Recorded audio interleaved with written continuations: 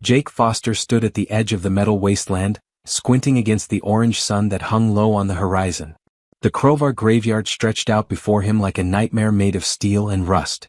Broken war machines, some as tall as skyscrapers, jutted up from the ground at crazy angles. This was where alien civilizations came to die, or at least where their machines did. He kicked a chunk of metal plating and watched it skitter across the dirt. 2 years. He'd been working this graveyard for 2 years and it still gave him the creeps. Something about all this dead technology just sitting here in silence made his skin crawl. But the pay was good. Really good. A single functioning power core could set him up for months. His combat robot, Hammer 9, clanked up beside him. The machine stood about 8 feet tall, built like a tank with legs.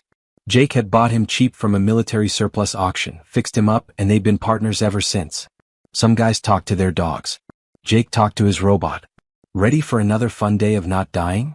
Jake asked, adjusting his helmet. Hammer's optical sensors whirred as they focused on the graveyard ahead. I calculate our survival probability at 92.6%, assuming standard hazards. You're a real ray of sunshine, you know that? They started walking into the graveyard, following the paths Jake had mapped over months of careful exploration. You didn't just wander randomly out here. Some of these dead machines still had active defense systems. Last month, a salvager named Tommy got too close to a Vex destroyer and got fried by an automated plasma turret. They never found enough of him to send home. The graveyard was quiet today. Just the wind whistling through broken hull plating and the crunch of their footsteps on the alien soil. Jake liked the quiet days. It meant nothing was trying to kill him. They worked their way toward a cluster of smaller machines, the kind Jake called the Beetles because of their rounded shells and multiple legs. He'd stripped 3 of them last week and found decent salvage. Maybe their cousins would be just as generous. Hammer stopped suddenly. His head swiveled left, then right, sensors going crazy. What's up? Jake asked, hand automatically moving to the plasma cutter on his belt. I'm detecting something unusual, Hammer said. His voice had that flat quality it always got when he was processing something important. Power signature. Active power signature. Jake felt his stomach drop. Where? Sector 7. Deep Sector 7. You're kidding me? Jake pulled up his wrist display, checking the map. Sector 7 was the danger zone, the place where the really massive machines had died. The kind of machines that fought in wars humanity couldn't even imagine. Nobody went to Sector 7 unless they had a death wish or were really, really desperate. I am incapable of humor, Jake. The signature is real. It's pulsing at regular intervals. Pulsing? Like it's still running? Affirmative. 0.7-second intervals. Very consistent. Jake stood there weighing his options. Everything in this graveyard was supposed to be dead. That was the whole point. These were the leftovers from wars that ended before humans even invented the wheel. Nothing out here had power anymore. Nothing except what salvagers brought with them. But if something was still running after all this time, could be a trap, Jake said, thinking out loud. Some kind of automated defense system waiting for idiots like us. Possible, Hammer agreed. But the signature doesn't match any known weapon system in my database. It's different. Different. Jake hated that word. Different usually meant dangerous. But it also meant valuable. Really valuable. The kind of find that could let him retire early, by that little place on New Terra he'd been dreaming about. Your sensors working okay? No glitches. 97% certain the reading is accurate. Jake looked toward Sector 7. He couldn't see it from here, but he knew what was out there. Machines the size of mountains. Weapons that could crack planets. All dead and cold and waiting in the dark. Except maybe they weren't all dead. All right, Jake said finally. Let's go check it out. But we move slow and careful. First sign of trouble we bolt. Understood. Understood. They changed course, heading deeper into the graveyard. The machines around them grew larger as they walked. Jake had to tilt his head back just to see the tops of some of them. Twisted metal limbs reached toward the sky like the fingers of buried giants. Hull plating the size of football fields lay scattered across the ground. Hammer's weapons systems activated twice during the first hour. Once when they passed too close to a Thorian battle tank and its proximity sensors woke up. Hammer put 3 rounds through its sensor array before it could fire. The second time, something moved in the shadows between 2 wrecks. Neither of them saw what it was, but Hammer's thermal scanner said it was gone now. They made camp that first night in the shelter of a crashed cruiser. Jake couldn't sleep. He kept thinking about that power signature, pulsing away in the dark like a heartbeat. What could still be running after all these centuries? And more importantly, why? On the second day they found it. The ship sat in a small valley between three massive war machines, almost hidden from view. It was huge, easily the size of a city block, but somehow Jake had the feeling it was small compared to what it used to be. The design was completely different from anything he'd seen before. Smooth curves instead of hard angles. Flowing lines that almost looked organic, like someone had grown the ship instead of building it. And from somewhere deep inside its hull, a pale blue light pulsed. On and off. On and off. Regular as a heartbeat. Hammer, Jake whispered. Please tell me you're seeing this too. Confirmed. Jake, this ship, the design doesn't match anything in known databases. And according to my analysis, it's older than everything else in this graveyard. How much older? Centuries. Maybe millennia. Jake approached slowly, almost afraid the ship would disappear if he moved too fast. The hull was pristine. No blast marks. No hull breaches. No signs of battle damage at all. This ship hadn't been shot down. It had landed here. Deliberately. What's making that light? Jake asked. Hammer moved closer, sensors working overtime. It's coming from the core systems. And Jake, it's not just a light. It's a signal. A message. Broadcasting on repeat. Can you tell what it says? Not yet. The language is completely unknown. But I'm detecting patterns. Give me time to analyze it. Jake walked around the ship's exterior, running his gloved hand along the strange metal. It was cool to the touch, even in the afternoon heat. He found sealed hatches, viewing ports still intact, and what looked like docking ports along the upper hull. Hammer, this ship is in perfect condition. Why would someone leave it here? Unknown. But Jake, I've completed preliminary analysis of the signal. It's not a distress call. Then what is it? Hammer turned his optical sensors toward Jake, and even though the robot didn't have a face, Jake could swear he looked worried. It's a warning. Jake stared at the pulsing blue light, his mind racing. A warning. Not a call for help, not a beacon for rescue. A warning that had been broadcasting for who knows how long, out here in the middle of nowhere, waiting for someone to listen. A warning about what? Jake asked, though part of him wasn't sure he wanted to know the answer. Hammer's processors hummed as he worked on the translation. I need more time to decode it fully. The language structure is unlike anything in my database. It's not just different, Jake. It's old. Really old. Jake pulled out his portable scanner and started documenting the ship. He took readings of the hull composition, photographed every angle, and mapped the exterior as best he could. Whatever this thing was, he wanted records. If something happened to them out here, at least someone would know what they'd found. The ship was beautiful in a way that made Jake uncomfortable. Human ships were boxy and practical. Even the fanciest alien designs he'd seen had hard edges, obvious weapon systems, clear purposes. But this thing looked like art. Like someone had spent years making sure every curve was perfect, every line flowed into the next. It didn't look like a machine. It looked alive. Hammer, any idea what powered this thing? Scanning now. The robot moved around the ship's perimeter, sensors working overtime. The power source is located deep in the central core. It's not fusion, not antimatter, not any conventional system I recognize. Whatever it is, it's still generating power after all this time. That shouldn't be possible. Yeah, well, this whole situation shouldn't be possible. Jake found what looked like a main hatch. It was sealed tight, but there were markings around the frame. Symbols in that same unknown language. He traced them with his finger, wondering what they meant. Instructions? Warnings? The alien equivalent of keep out? They set up camp next to the ship that night. Jake couldn't sleep again, but this time it wasn't from fear. It was curiosity. He kept staring at that pulsing light, thinking about the beings who built this ship. Where were they now? What had they been running from? And why hide here in a graveyard of dead machines? Hammer worked through the night, never stopping, never resting. That was one advantage of having a robot partner. No sleep needed. By the time the orange sun started climbing back up the sky, Hammer had made progress.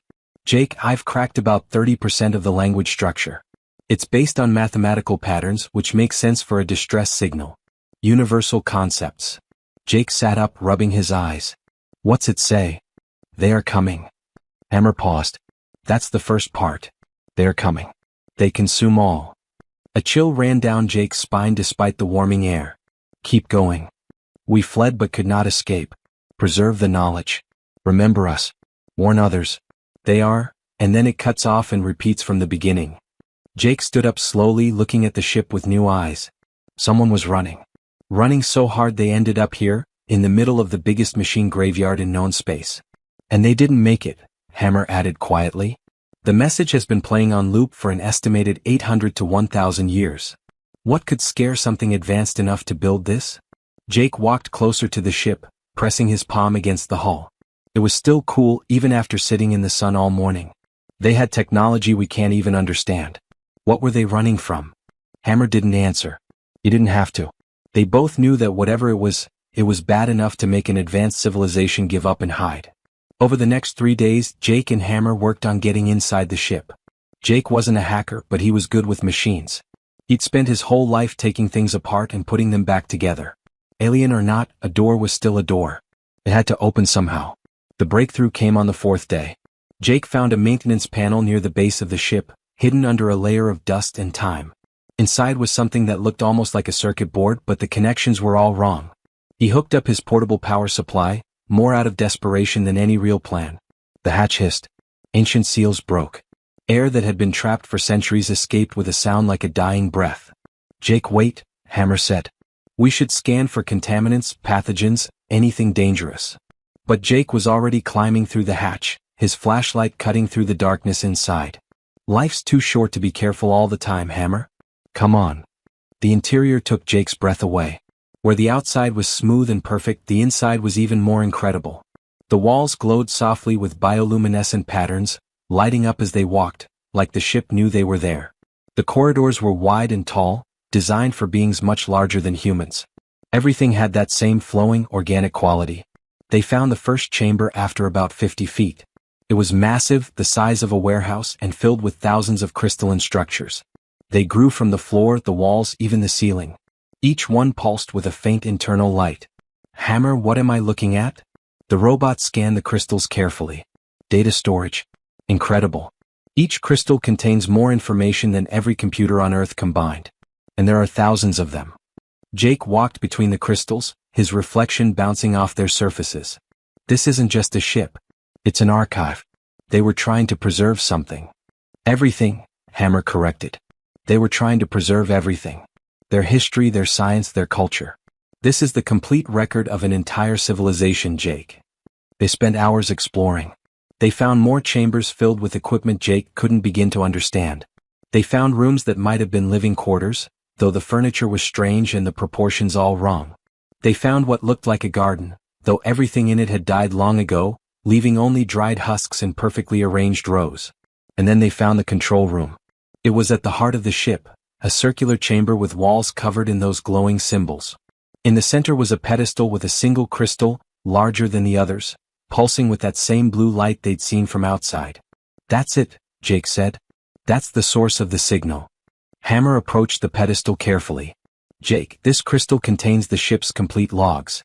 Everything that happened, everyone who was here and what they were running from. I can interface with it, download the information. Do it. Hammer extended a data cable and connected to the crystal. For a moment, nothing happened. Then the entire room lit up with holographic displays. Images filled the air around them. Cities, forests, oceans. An entire world, beautiful and thriving. And then the images changed. The cities burning. The forests dying. The oceans turning black. Something was consuming the world, breaking it down piece by piece, and the beings who lived there could only run. Jake watched in horror as the story played out. A civilization of artists and scientists, peaceful and curious, suddenly facing something they couldn't fight or understand. They built ships and fled, scattering across the galaxy, hoping to find safety. This ship carried researchers and their families. They ran for months, maybe years, but the thing chasing them never stopped. So they came here to the graveyard, hoping the interference from so many dead machines would hide them. They were wrong. The last image showed the crew, gathered in this very room, recording their final message. Then darkness. The ship had been alone ever since, broadcasting its warning into the void. Hammer, Jake said quietly, what were they running from? The robot's voice was grim. They called it the swarm. And Jake, there's something else you need to know. What? According to these logs, the swarm doesn't die. It just goes dormant, hiding in dead technology, waiting for something to wake it up. Jake felt his blood turn to ice. Hammer, we're standing in the middle of the biggest collection of dead technology in the galaxy. I know. If the swarm was chasing this ship, then it's here. Somewhere in this graveyard. And Jake, my sensors are picking up movement. All around us. The machines outside are starting to wake up. Jake's hands were shaking as he pulled up his wrist display. The motion sensors were going crazy. All around the ship, throughout the graveyard, things were moving. Things that had been dead for centuries were suddenly coming back to life. How long do we have? Jake asked, trying to keep his voice steady. Hammer's processors worked frantically. Difficult to calculate. The movement is slow right now, exploratory. Whatever is out there is waking up gradually. I estimate we have maybe 12 hours before it reaches full activity. Then we need to leave. Right now. Jake turned toward the exit, but Hammer's metallic hand caught his arm. Jake, wait. Look at this. The holographic displays were still active, showing more information from the ship's logs. Hammer had found something else in the data, something the original crew had left behind. Not just a warning but research. Years of desperate study trying to understand their enemy, trying to find a way to fight it. They didn't just run, Hammer explained. They tried to learn. They documented everything about the swarm. How it operates, how it spreads, what it's vulnerable to. Jake looked at the thousands of crystals around them. This is all that information? Not just information. Weapons research. Defense strategies. Everything they learned before the end. Jake, this could save humanity. If the swarm is still out there, still active, then every civilization in the galaxy needs this data.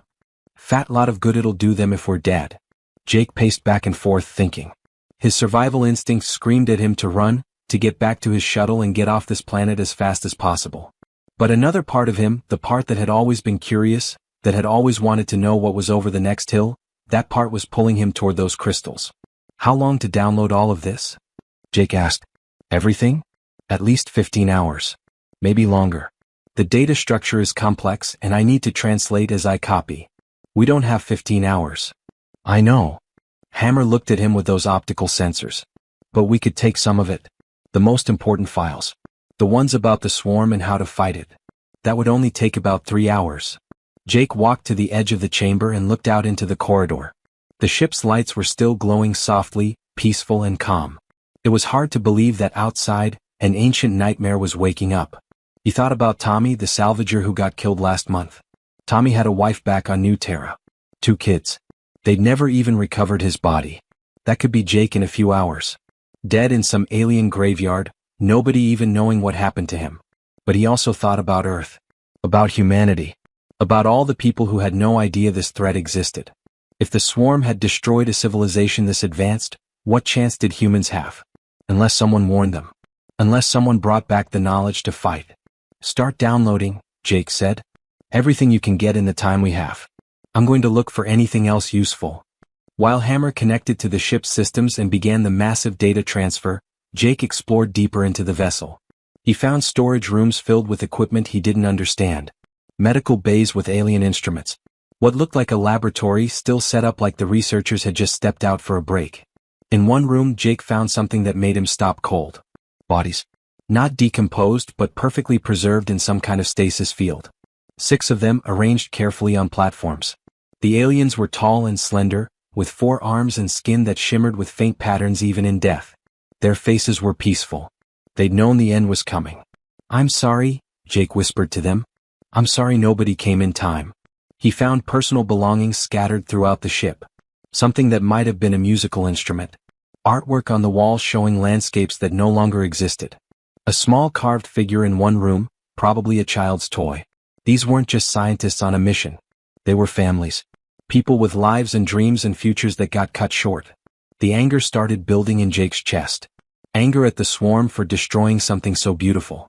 Anger at the universe for being cruel enough to let it happen. But mostly anger at himself for even thinking about running. These people had died trying to warn others. The least he could do was make sure their message got delivered. Hammer, change of plans, Jake said, heading back to the control room. Download everything. Every last bit of data in this ship. Jake, I told you. I know what you told me. Download it all anyway. We didn't come this far to do a half measure. Our survival probability drops to 11% if we stay that long. Then we better make sure that 11% counts. Jake started checking his equipment, taking inventory of what they had. His plasma cutter. Hammer's weapons systems. Some explosive charges he used for breaking apart larger salvage. Not much to fight off an ancient alien menace with, but it would have to do. Hammer didn't argue anymore.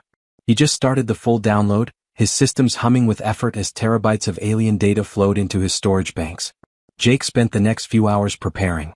He sealed every entrance to the ship except one, the hatch they'd come through. That would be their choke point if something got inside. He rigged up some of the alien equipment he'd found, hoping it might work as barricades or deterrents. He had no idea if any of it would help, but doing something felt better than just waiting. Around hour 5, Hammer sensors showed the first real movement. The machines outside were assembling themselves, pieces crawling across the ground to connect with other pieces. Dead technology becoming alive again, or at least animated. The swarm was building itself an army from the graveyard itself. Jake, they're using the wrecked machines as raw materials, salvaging parts and reconfiguring them. It's actually quite fascinating from a technical standpoint. Save the science lesson for later, Hammer. How's the download? 40% complete. Jake watched through the ship's external cameras as the graveyard transformed. Machines he'd walked past 100 times were standing up, moving with jerky, unnatural motions. They weren't operating like they'd been designed to. The swarm was puppeting them, using them like tools. At hour 7, the first scout forms reached the ship. They were small things about the size of dogs, built from spare parts and scrap metal. They scuttled around the hull, probing, testing, trying to find a way inside. Hammer's weapons tracked them through the walls. Not yet, Jake said. Let's not announce ourselves until we have to. The scouts eventually left, but Jake knew they'd be back. And they wouldn't be alone. Hour 9. 60% downloaded. The sky outside was getting dark, the orange sun setting behind the mountains of dead machines. Jake checked his oxygen supply, his water, his ammunition. Everything was running low. He'd planned for a 3-day salvage run, not a last stand against an alien intelligence. He sat down next to Hammer, watching the progress bar creep forward. You know, I always thought I'd die in some stupid accident. Fall off a building or get hit by a transport. Never thought it would be in an alien spaceship fighting off a machine plague. We're not dead yet, Hammer pointed out. Yeah, but that 11% is looking pretty optimistic right now. Jake, I want you to know that if we don't make it, working with you has been the most interesting period of my operational existence. Jake laughed despite the situation. Hammer, did you just say something nice to me? I'm simply stating facts. Sure you are, buddy. Sure you are. Hour 11. 75%. The scouts returned, and this time they brought friends. Larger forms, built from the hulks of war machines, surrounded the ship. They weren't attacking yet. They were waiting for something. They're coordinating, Hammer observed. There's an intelligence directing them. The swarm isn't just mindless consumption. It thinks. It plans. Great. That makes me feel so much better. Hour 13. 85%. Jake's motion sensors showed hundreds of forms now, all around them. The ship was completely surrounded. They'd waited too long. Even if they got the data downloaded, they'd never make it back to the shuttle. Unless. Jake pulled up the ship's schematics that Hammer had downloaded earlier. He studied them carefully, looking for something, anything that might help. And then he found it. Deep in the ship's core, below the main reactor. A weapon system. Something the original crew had installed but never got to use. Hammer, can you access the ship's weapons? Scanning. Yes, but Jake, you need to see this. It's not a conventional weapon. It's an electromagnetic pulse generator. Designed specifically to disrupt the swarm's control signals. Will it work? According to the specs, it should shut down every machine in the graveyard. Everything. Including me. Jake looked at his robot partner, his friend. Is there any other way? Not that I can see. Hour 14. 92%. The swarm was getting impatient. Larger forms started battering at the hull, testing the ship's defenses. The ancient metal held, but Jake could hear it groaning under the assault. How much longer? 20 minutes. Maybe less. And the pulse weapon? How long to charge it? 5 minutes once activated. But Jake, once I'm offline, you'll have to get back to the shuttle alone. Through the entire graveyard. With no backup. I'll manage. I always do. 98%. The hull was starting to buckle. Whatever the swarm had built outside was strong enough to tear through even this advanced alloy. Come on, Jake muttered, watching the progress bar. 99%. The hull breached. A massive claw tore through the corridor outside the control room. 100%. I've got it all. Hammer shouted. Every file, every record, everything. Then let's light this candle. Jake's fingers flew across the alien control panel, following Hammer's instructions.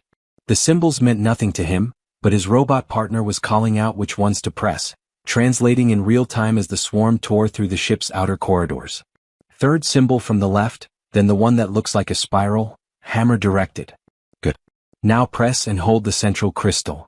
The ship hummed beneath Jake's feet. Deep in its core, ancient systems were waking up after centuries of sleep. The electromagnetic pulse weapon was charging, drawing on reserves of power that had kept the warning signal broadcasting for 1,000 years. Another crash echoed through the ship. Closer this time. Jake could hear metal scraping against metal, the sound of the swarm's machines ripping through bulkheads. They had minutes at best. Hammer, when this pulse goes off, what happens to you exactly? The robot's optical sensors dimmed slightly. Complete system shut down. Every circuit, every processor, everything electronic within the pulse radius will go dark. Including my core functions. But you'll reboot, right? Eventually? Unknown. My systems aren't designed to handle an electromagnetic pulse of this magnitude. There's a 63% chance of permanent damage to my neural network. A 41% chance of total memory loss. A 19% chance I won't restart at all. Jake stopped what he was doing and looked at his partner. 2 years they'd worked together. 2 years of close calls and lucky breaks, and Hammer always having his back. The robot wasn't just equipment anymore. He was family. There's got to be another way, Jake said. We can fight our way out. You've got weapons, I've got charges. We can. Jake, look at the sensors. Jake pulled up the display. His heart sank.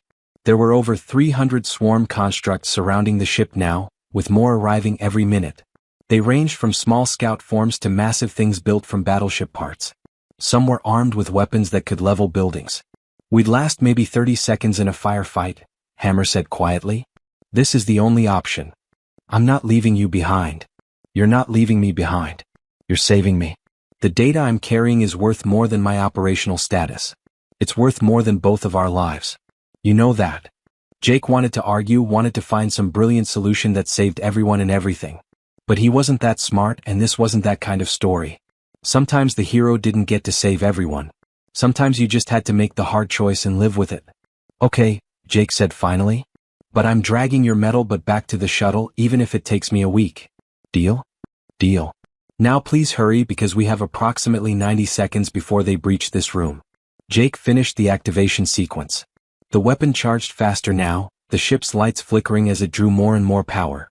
The blue pulse from the central crystal grew brighter, more intense, until Jake had to look away. 60 seconds to full charge, Hammer announced. Jake, there's something I need to tell you. Can it wait? No. I need you to know that I understand why humans do what you do. Taking risks. Making sacrifices. I used to think it was inefficient, illogical. But now I understand. You do it because some things are worth more than survival. Some things are worth dying for. Hammer, you're getting way too philosophical for a robot who's about to take a nap. A potentially permanent nap. Don't even joke about that. The door to the control room exploded inward. A swarm construct squeezed through, something built from the parts of a dozen different machines. It had too many limbs and eyes made from targeting sensors. It scuttled toward them like a mechanical spider. Hammer opened fire immediately. His weapons tore into the construct, but it kept coming. Behind it, Jake could see more waiting in the corridor. The swarm had finally broken through. 30 seconds. Hammer shouted over the weapon's fire. Jake grabbed the small explosive charges from his belt and threw them at the doorway. The blast knocked the lead construct backwards, buying them a few precious seconds. But more were coming. Always more. 20 seconds. Another construct pushed through. Hammer's weapons were overheating now, the barrels glowing red. Jake fired his plasma cutter, the tool never meant for combat but doing its best anyway. They were being overwhelmed, pushed back toward the central crystal. 10 seconds. A massive claw grabbed Hammer's leg, trying to drag him down. The robot kicked free but lost his balance. Jake caught him, holding his partner upright as the swarm closed in from all sides. 5 seconds. Jake could see their eyes now, all those repurposed sensors and cameras, watching with cold machine intelligence. The swarm knew what they were doing. It was trying to stop them, throwing everything it had at the control room. Jake, Hammer said, his voice suddenly calm despite the chaos. It's been an honor. Shut up. You're going to be fine. 3 seconds. Hammer. 2. The constructs were on top of them now, metal hands reaching, weapons charging. Jake closed his eyes and held on to his friend. 1. The world went white. The pulse exploded outward from the ship's core like a shockwave made of pure energy. It swept through the vessel in an instant, then burst out into the graveyard beyond. Every machine, every circuit, every electronic system within 10 miles shut down simultaneously. The swarm constructs froze mid-attack, their connection severed. Then they collapsed, falling apart into their component pieces. The intelligence that had been directing them was gone, scattered like smoke in the wind. The silence was deafening. Jake opened his eyes slowly. His helmet's display was dead. His wrist computer was dark. Every piece of technology he carried had been fried. But he was alive. His heart was beating, his lungs were breathing. The pulse had worked. Then he looked down at Hammer. The robot lay motionless on the floor, optical sensors dark, systems completely offline. Jake dropped to his knees beside his partner, checking for any sign of activity. Nothing. No lights, no sounds, no movement. Hammer? Come on, buddy, wake up. Jake shook the robot's shoulder, knowing it was useless but unable to stop himself. Hammer. Nothing. Jake sat there for a long moment, surrounded by the wreckage of the swarm's attack, holding his friend's lifeless hand. All around the ship, the graveyard was silent again. Dead machines lay where they'd fallen motionless. The swarm was beaten, at least for now. But the victory felt hollow. Jake forced himself to stand. He couldn't stay here. The pulse had worked on the swarm, but there was no guarantee it would stay down forever. He needed to get back to the shuttle, get off this planet, and get the data to people who could use it. But first he had a promise to keep. Hammer weighed about 400 pounds of dense metal and advanced machinery. Jake weighed 170 on a good day. The physics were not in his favor. But he'd promised, and Jake Foster didn't break his promises. He grabbed Hammer under the arms and started dragging. The first 100 feet took 20 minutes and left Jake gasping for air. His muscles screamed at him to stop, to rest, to give up. He ignored them and kept pulling. The graveyard outside the ship was a maze of fallen swarm constructs and the original dead machines. Jake had to navigate carefully, dragging Hammer around obstacles, sometimes having to backtrack when a path was blocked. His oxygen supply was running low. His water was gone. His body was at its limit. He kept going. Night fell and Jake worked by the light of the stars. Dawn came and he was still dragging. His hands were bleeding inside his gloves. His back felt like it was going to snap. Every breath was painful. He kept going. On the second day, Jake fell and couldn't get back up. He lay there next to Hammer, staring at the orange sky, thinking maybe this was it. Maybe he'd pushed too far. His body had finally hit a wall it couldn't climb over. Then he thought about the data. About the warning. About everyone back home who had no idea what was coming. He thought about the aliens who died in that ship, leaving their message for someone to find. He thought about Hammer, trusting him to finish what they'd started. Jake got up. On the third day he saw the shuttle. It was still there, right where he'd left it, about a quarter-mile away. The closest quarter-mile of his life. He made it in 4 hours. Jake collapsed inside the shuttle, dragging Hammer in behind him. The ship's systems were older, more shielded than modern tech. They'd survived the pulse. With shaking hands, Jake fired up the engines and lifted off, leaving the graveyard behind. Only when they were in orbit, with the autopilot set for Earth, did Jake finally let himself rest. He sat next to Hammer's motionless form, too tired to even take off his helmet. "We did it, buddy," Jake whispered. "We got the message. Now let's get it home." Then darkness took him and Jake Foster knew nothing more. Jake woke up to the soft beeping of the shuttle's medical scanner. His whole body felt like it had been run over by a cargo hauler. Twice. He tried to sit up and immediately regretted it, every muscle protesting at once. "Easy there, hero," a voice said. Jake's vision cleared enough to see a medic leaning over him. Human. Female. Wearing the uniform of Earth's Deep Space Rescue Corps. Behind her, through the shuttle's window, Jake could see a massive station floating in space. They weren't in orbit around the graveyard planet anymore. "Where am I?" Jake croaked, his throat dry as sand. "Waypoint Station 7. Your shuttle's emergency beacon activated 3 days ago. We picked you up drifting in neutral space, half dead from dehydration and exhaustion." The medic scanned him with a handheld device. "What the hell were you doing out there?" Jake's heart jumped. "Hammer. Where's Hammer?" "Your robot?" "He's in the cargo bay. Completely fried, I'm afraid." Whatever hit him scrambled every circuit in his body. She paused. "What happened?" "I need to see him. Right now." "You need to rest. You've been unconscious for..." Jake was already pulling himself off the medical bed, ignoring the pain, ignoring the medic's protests. He stumbled through the shuttle on legs that barely worked, making his way to the small cargo area where they'd placed Hammer. His partner lay on a maintenance table, still and dark. Someone had cleaned the dust and grime off his metal frame. In the station's bright lights, Hammer looked almost peaceful, like he was just sleeping. "Come on, buddy," Jake said, placing his hand on Hammer's chest plate. "Time to wake up. We made it. We're safe." Nothing. Jake tried accessing Hammer's emergency reboot systems, but everything was dead. The electromagnetic pulse had done its job too well. Every system, every backup, every redundancy had been shut down. A tech specialist approached, a young guy with grease stains on his uniform. "I've been looking at your robot, sir. The damage is pretty extensive. I might be able to get some basic functions back online, but his memory core..." The tech shook his head. "It's been wiped clean. Even if we restart him, he won't remember anything." "No." Jake's voice was firm. "There's data in there. Critical data. You can't wipe it." "I'm not wiping it, sir. The pulse already did. His neural network is scrambled beyond recognition." Jake felt panic rising in his chest. They'd gone through all that, sacrificed everything, and for what? If the data was gone, if Hammer's memory was destroyed, then those aliens died for nothing. Their warning would never be heard. "Wait," Jake said, an idea forming. "Hammer didn't just store the data in his neural network. He's got backup drives. Physical storage. Military-grade stuff designed to survive anything." The tech's eyes lit up. "You're right. Let me check." It took 2 hours of careful disassembly, but they found it. Deep in Hammer's chest cavity, protected by layers of shielding, was a backup storage unit. The tech pulled it out carefully like he was handling a bomb. "It's intact," the tech breathed. "Completely intact. Whatever that pulse was, it didn't reach this deep." Jake felt relief wash over him so strong he had to sit down. "Can you read it?" "Give me a few minutes." Those few minutes felt like hours. Jake sat next to Hammer's disassembled form, holding his partner's metal hand, waiting. The medic brought him water and food, which he forced down without tasting. Finally, the tech looked up, his face pale. "Sir, you need to talk to the station commander. Right now."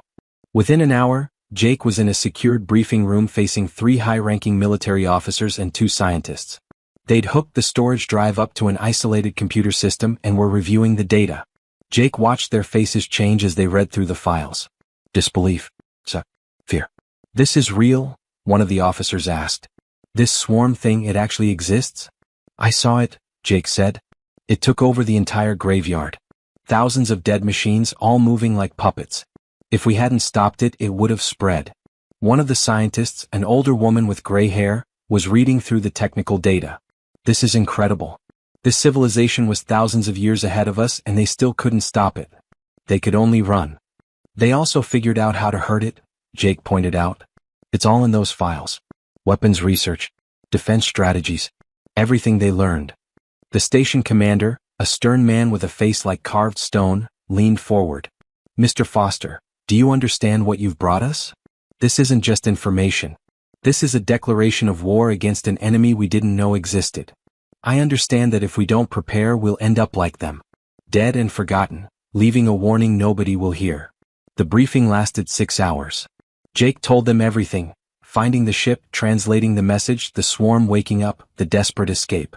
They questioned every detail, made him repeat parts, showed him images and asked if that's what he'd seen.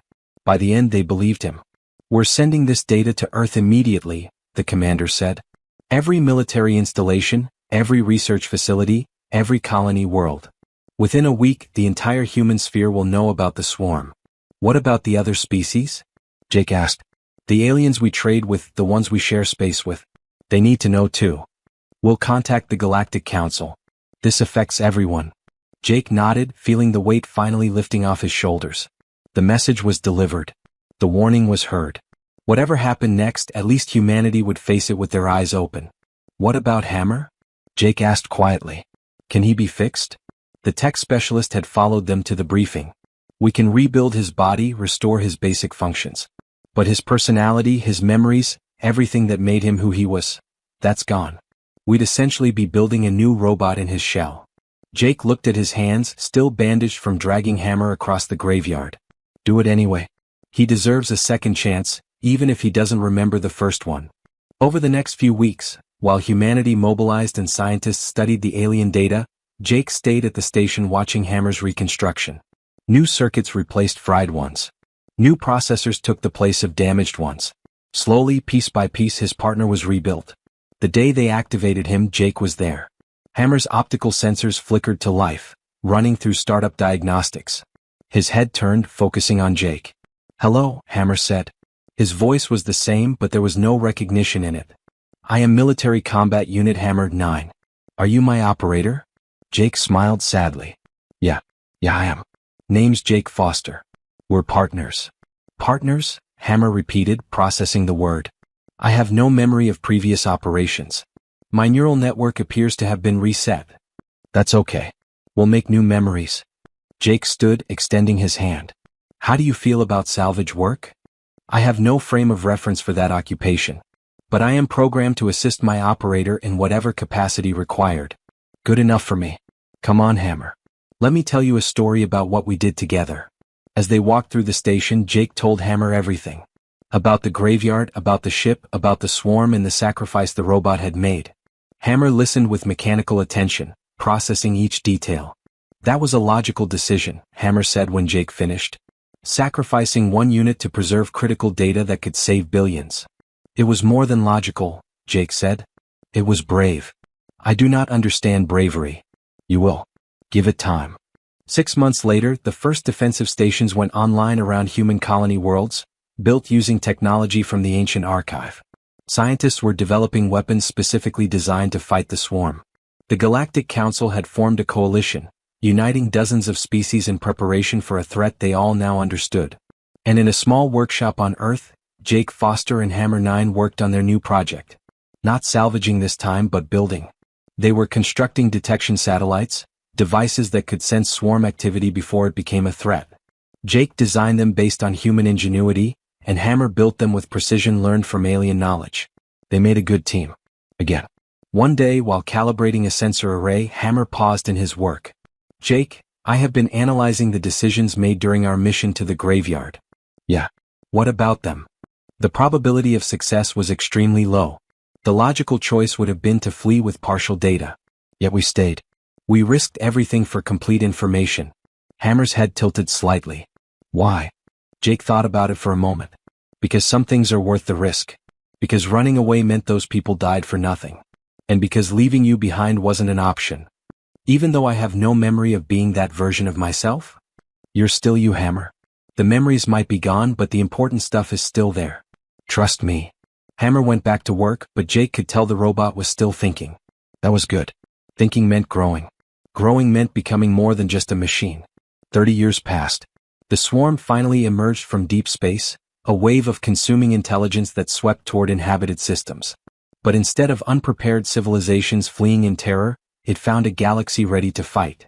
Humanity led the defense, armed with weapons and knowledge from a civilization long dead. The battles were fierce, the losses heavy, but slowly, system by system, the swarm was pushed back. Not destroyed, it was too vast, too distributed for that, but contained, controlled, kept away from the worlds where people lived and dreamed. And on Earth, now an old man with gray hair and tired eyes, Jake Foster watched the news reports with Hammer 9 standing beside him. The robot had stayed with him all these years, through battles and peace, through triumphs and losses. "We did it," Jake said quietly. "That message we carried home, it saved everyone." "We did it together," Hammer corrected. "Even the version of me that I cannot remember." Jake smiled. "He'd be proud of who you became." "I hope so. Though I still do not fully understand this concept of pride." "That's okay, buddy. Some things you don't need to understand. You just need to feel them." They stood together in comfortable silence, man and machine, watching humanity's ships patrol the borders of known space. The warning that had pulsed in darkness for 1,000 years had finally found its audience. And that audience had refused to let history repeat itself. The message had been delivered. The bearer had survived. And the galaxy would remember.